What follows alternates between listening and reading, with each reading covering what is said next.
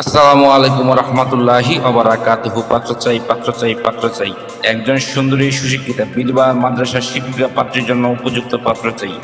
সম্মানিত ভাই, ভিডিওটি স্কিপ না করে পুরো ভিডিওটি দেখে তারপর আমাদের সাথে যোগাযোগ করবেন। আর আমাদের এই ছোট্ট ইউটিউব চ্যানেলটি সাবস্ক্রাইব করতে ভুলবেন না।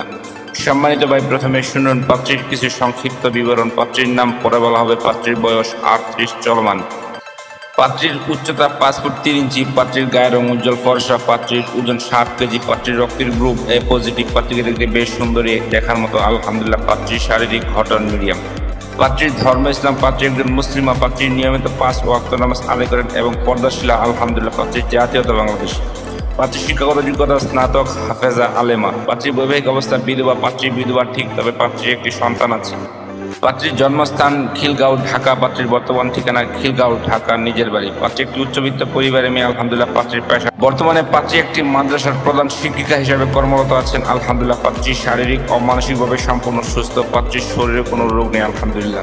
পাত্রীদের আর্থিক অবস্থা সচ্ছল। পাত্রী বর্তমানে তার বাবার বাড়িতেই বসবাস করতেছেন। সম্মানিত ভাই, এবার শুনুন পাত্রী কেমন। পাত্রের আশা প্রত্যাশা করি পাত্রের সন্তান গ্রহণযোগ্য আলহামদুলিল্লাহ। পাত্রকে অবশ্যই নম্রভদ্র ও নামাজি হতে হবে। পাত্রীকে পর্দায় রাখার মন মানসিকতা থাকতে হবে। পাত্রের বয়স মিনিমাম 40 থেকে 50 এর মধ্যে হতে হবে। পাত্র যে কোনো চাকরিজীবী অথবা ভালো কোনো ব্যবসায়ী এবং প্রবাসী সিটিজেনশিপ পাত্র হলে ভালো হয়। পাত্রের উচ্চতা মিনিমাম 5 ফুট 6 ইঞ্চি হতে হবে। পাত্রের গায়ের রং শ্যামলা হোক বা ফর্সা, এতে কোনো সমস্যা নেই, চলবে আলহামদুলিল্লাহ। পাত্রকে অবশ্যই ভালো মন মানসিকতার অধিকারী হতে হবে। পাত্র অদম্পায়ী এবং বাজে নেশাগ্রস্ত হলে চলবে না। পাত্র ঢাকার ভিতরে হলে ভালো হয়, আর তাছাড়া যে কোনো জেলার পাত্র গ্রহণযোগ্য।